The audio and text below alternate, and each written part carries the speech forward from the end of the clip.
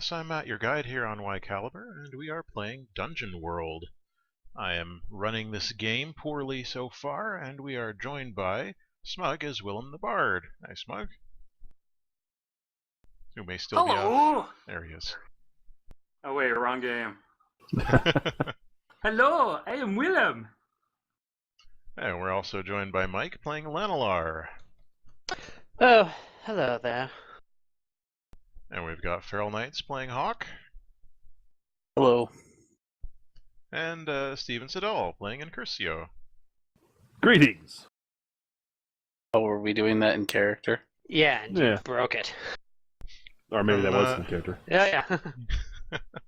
So from this point on, I will be trying to refer to you only by your character names when I speak to you, so listen for those. Now, when we left off, we had just finished forming bonds, and what sweet bonds they were between all of you. And I had changed the adventure around a bit to fit with those bonds. So the first things first, you have all arrived here in the Forest of the Three Twins. What has brought you here is, in fact, Incursio's quest. As we know, Incursio is on the trail of the source of all evil, known as the Barber, or, in Elven, Der Shadoth. That sounds appropriately dramatic. Now, Willem gained some information while he was studying the grand histories of the world about the location of the Barber, and he believes that the Barber lives in this location. And it just so happens that the four of you have met up in your various ways. We know that Willem has been following Lanilar around, so he was there when Lanilar engaged in a duel with Incursio, which was broken up by Hawk before Lanilar could lose that duel. Since then, you've all become friends. You've joked around in the tavern, and Incursio was the butt of most of Willem's jokes. But when you found out that Incursio was seeking to destroy the Barber, that struck a chord with you, Willem. Why is it that you were so willing to give Incursio this information, even though you like to make fun of him? Because as far as I'm concerned, the Barber died years ago, and it's going to be quite funny when we get down there and there's just a corpse, and Incursio's gonna look like an idiot. So you're setting up a big joke on Incursio. That's right. It's like a grand Finale. thing. An infinite That's what we jest. call it. That's what we call it in the Barbers. A grand boner. No, we do not call it that. So in order to get to the Forest of the Three Twins from the nearest town where you met, you're going to have to undertake a perilous journey. Now when you travel through hostile territory, there are 3 roles that members of the party must fill. The same character cannot have 2 jobs, so you need to have a Trailblazer, a Scout, and a Quartermaster. So, characters, have your discussion to decide who's going to fill which role. I suspect we all agree to exclude Willem from any of these 3 roles. Yes, he cannot be trusted. I'm the smartest one here. I should be the quartermaster. We do need to give him some kind of role, though. Here, Willem, you can compose a ballad of our journey while we do something else. I know what you're trying to do, and I don't appreciate it. No, you will be our group's historian. It is a very important role. Historians are very highly regarded in Elven society. Oh my god, you keep talking, and my ballad of you keeps getting worse. Well, Fine, you're you know the bard. what? It's your job to look, make... Look, you know what? Fine. You guys do it all, and you have to carry me. Well, Incursio is more than well suited to that. Carry him, but his legs are fine. They are, Or- but they're quite tired after all this walking, so... No. Yes, yes. Special Don't guest argue appearance. with me. Yes. Alright. So it seems that Willem isn't going to get to take on a role, much to his chagrin. So, what are the rest of you going to do? We need a what do- quartermaster, a scout, and a trailblazer. The trailblazer's job is to blaze a trail, hack away at foliage and underbrush, and make the journey easier and faster. The scout I makes shall sure take that that one. you... Okay.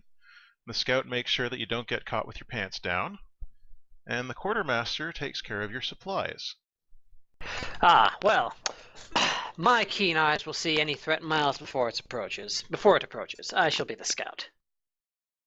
Okay. I suppose that leaves Hawk to quarter our supplies. Yes, a fitting occupation for one born so low. And you're all in agreement there. Oh, I'm gonna cut his legs off. I'm just glad you didn't mention her gender there, because that would be wrong, Lanilar. Okay. So, in order to undertake a perilous journey, all... Pardon me, would you remove yourself from my person? You'll carry me now, Lanilar, and the ballad will be so much richer for it. I shall do no such thing. It's too late. My Off- hands have off linked with you. around your neck, No. and I have the grip of 10 monkeys. That... I don't even know what those are. Incursio, do something about this. Incursio is already blazing the trail. He's already cutting things apart. Well, let's go, Lanilar. Ja! So, Daft it fool. sounds like you are interfering with Lanilar's role there. Oh, and how? Or perhaps 4 eyes are better than 2. Alright, well, in order to either aid or interfere with Lanilar's job, you're going to need to roll plus the number of bonds you have with him. So 2d6 plus the number of bonds you have with Lanilar.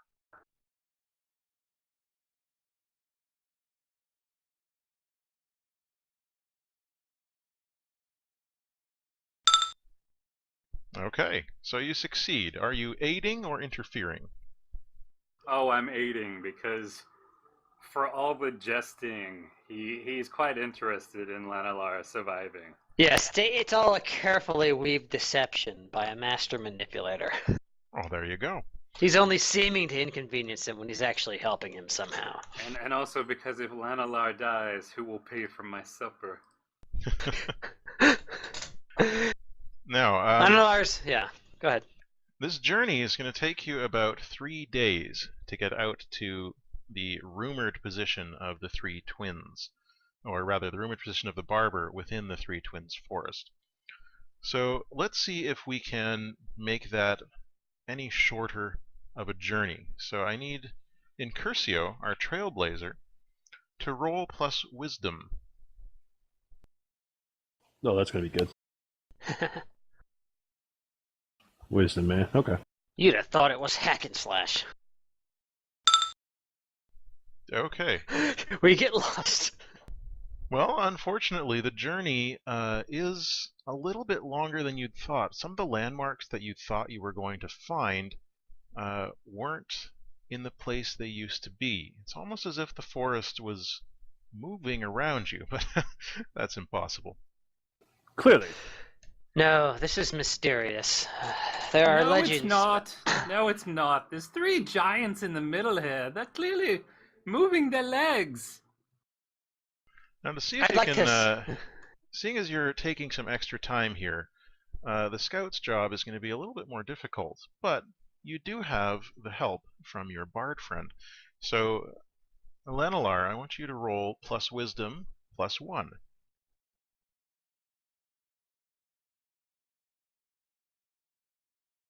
So the total is just +1?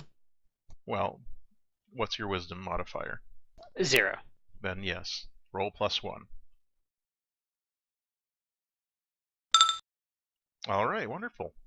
So you are able to spot the incoming danger before it gets to you. But before we deal with that, let's see how our supplies are doing. So Hawk, if you could roll plus wisdom.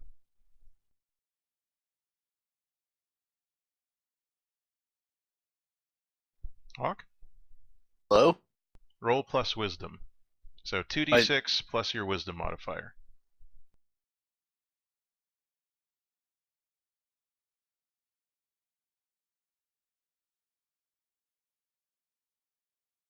Whatever that may be.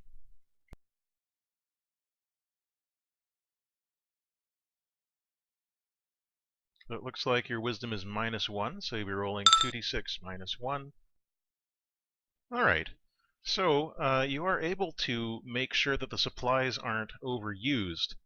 However, you do at one point drop a few crumbs of your supplies, which helps attract the attention of the threat, which Lanilar sees. So I you're do all have going... a rules question, though. Yes, go ahead. When you roll under 6, don't you mark XP or something? You do. Okay. So anytime you roll 6 or less, you mark a point of experience. I have learned from my endeavors trailblazing. He's learned to look forward instead of the other way.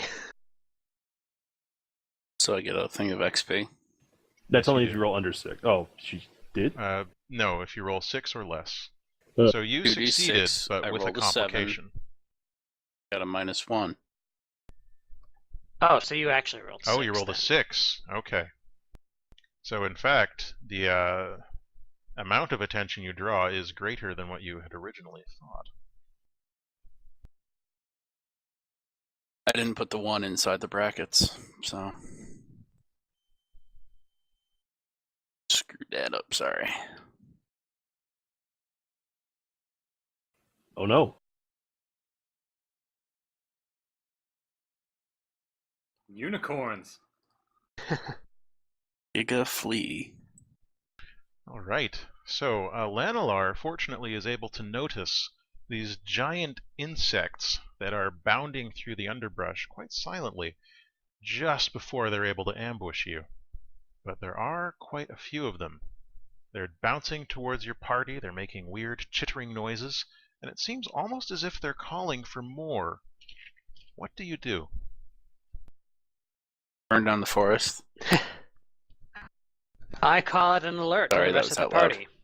Arm yourselves! Fell beasts are upon us. All right. Sounds like you're trying to defy danger with quick thinking. I could well be. So you're going to roll plus intelligence. Alrighty.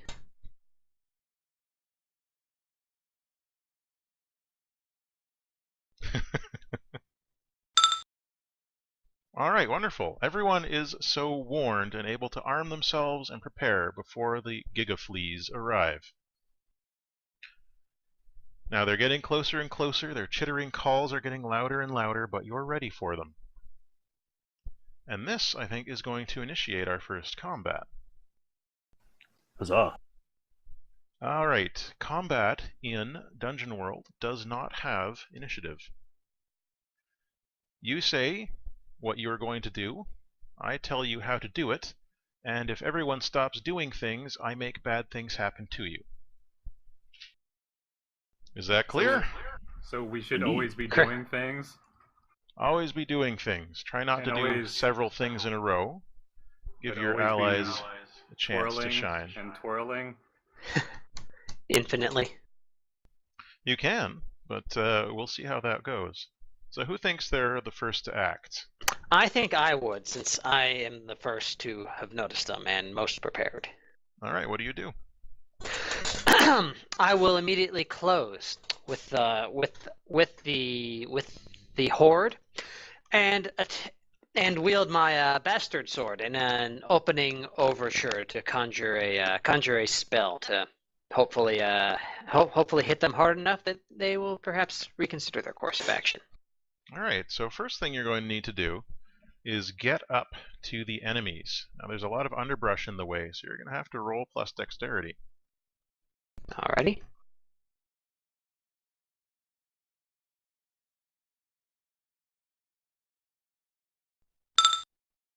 Okay.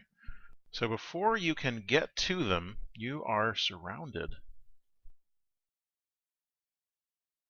by 3 of the horrible beasts. Now, they haven't had a chance to attack you yet, but one of them is trying to knock you down. Now, in order to do that, he is going to need to overpower you, which means you're going to need to roll plus Constitution to stay on your feet. Okie dokie. And you stay strongly on your feet. I stand firm! My feet cannot be moved! I Now, am the as, unyielding paragon of elven excellence. If I understand your abilities correctly, first you need to do a hack and slash, and then you need to roll to weave your ability in. Is that correct? Correct. The way this works, according to Arcane Blade work, is that when I attempt to incorporate magic into a melee attack, I roll plus int instead of plus strength. Okay, so I thought when you want to get a technique going, you have to roll the intelligence after you do the hack and slash itself. I don't believe so. According to the way I read this, I roll plus int, and then if I roll 7 or better, then I get to do the technique. All right, well, let's do it that way. So roll your hack and slash plus intelligence.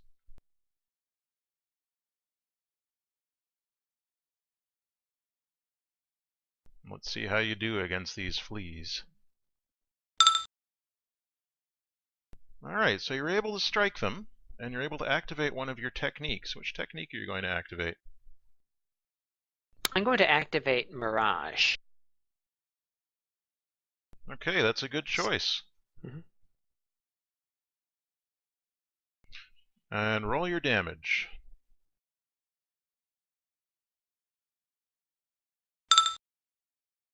Nice. So, each of your illusory selves strikes at one of the gigafleas. And what technique is the real you going to apply?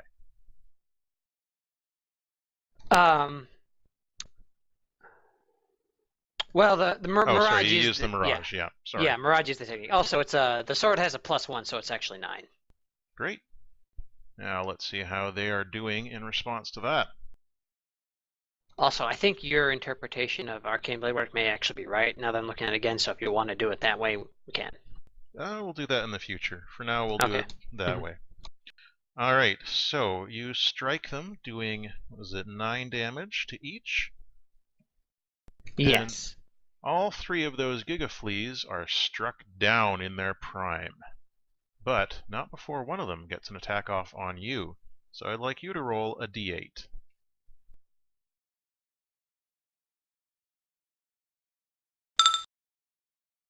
Alright, you take 1 damage, which I think is negated by your armor. It is.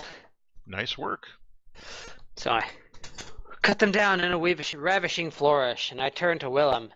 Hope you got that. Oh, I did, yes. Who's up? What do you want to do? There are still 3 gigafleas coming towards you. I even Bro. pose a little bit and smirk at Hawk. Like, let's see you do Please. better. Incursio will throw himself at the largest group, I guess the southern one, and essentially try to block their path. He doesn't want them getting to Willem. Okay. Sounds like what you're trying to do there is power through, or actually defend. Sounds good to me. Alright, so roll plus Constitution.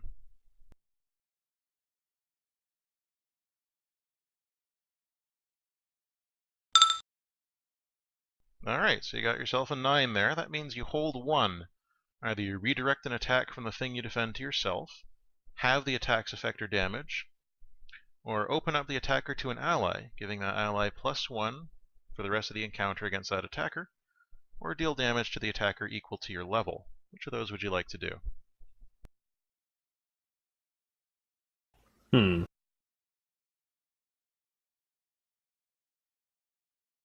It's under defend under your basic moves there. Yeah, I see it. Essentially, I'm just trying to pin them down so I can give other people a chance to move. So I would say that it's opening up an attacker to an ally. Okay. I will give that bonus to Hawk by essentially throwing myself in their way waving my sword around, getting their attention with my shield. You know, generally looking heroic. Right, and Hawk, what are your thoughts on that? If he's just waving his sword around looking heroic, I could always, step in and shank them from the side. Alright. Why don't you do that? I think I will. So that's a hack and slash. You're going to roll plus strength. +1. Yes, and you get a +1. By the way, Hawk, I think I missed it. What kind of weapon do you use? Sword. Okay. So it'd be 2d6 plus total? It's the modifier from your strength, and then another 1. Yeah, so it'd be 3. Alright, I have 2 pierce because my sword is also sharp. I don't know if that does anything for me at this point. It does. I can't tell you quite what, because it's a secret.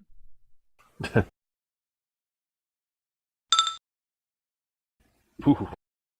Okay.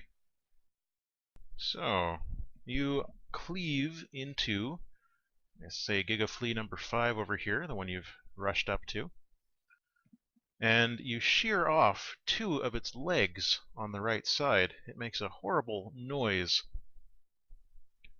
Unfortunately, you're not able to damage it, and the last leg on that side lashes out and kicks at you, so you're going to need to roll a d8 there.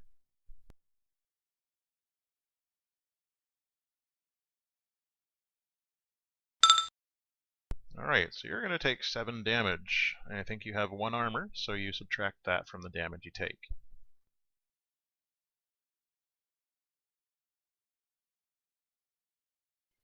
And you're just going to have to keep track of that yourself. Yeah. And anytime you fail a roll, like you did there, you get 6 or less, make sure you mark another experience point. Once you get to 8, you're going to be able to level up to 2.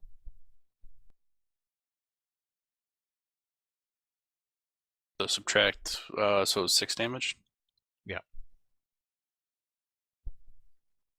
Now, Willem, it seems that your favorite person, Lanilar, he has struck down 3 of these fleas at once, but there's one coming towards you now. What will you do? There is. And there's really only one thing for a bard of Willem's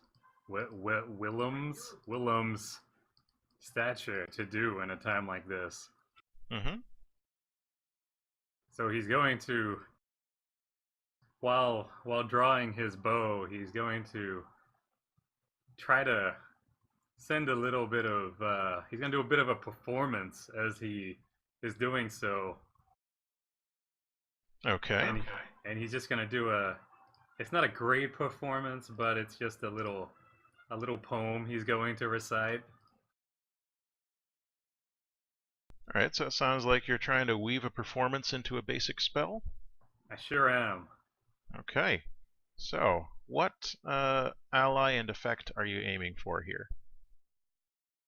I'm gonna aim to heal Hawk over there. Alright, heal them with 1d8 damage. That's right. Alright, so roll plus charisma. Nice. And then roll your d8.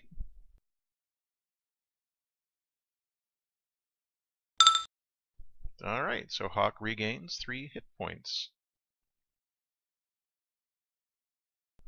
And the flea is actually distracted by that magic and starts moving south again. Can I shoot it? I don't know. What does the rest of the party think? Is Willem fast enough to shoot it again before everyone else acts? I think so. Then go for it. Maybe, yeah. So that's going to be a volley, which is roll plus dexterity.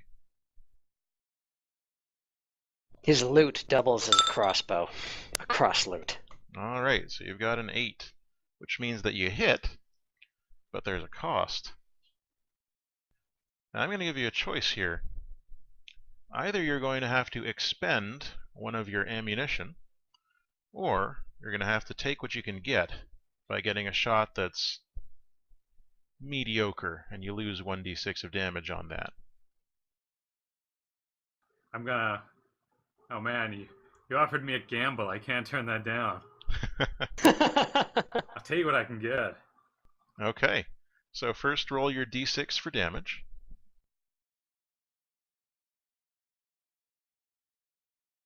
Oh, so just 1d6? Yeah, just roll that first. Now roll a d6 to subtract from that total.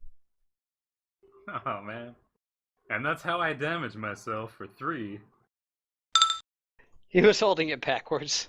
Unfortunately, the arrow gets stuck on the corpse of Gigaflea 4, and Gigaflea 2 escapes scot-free.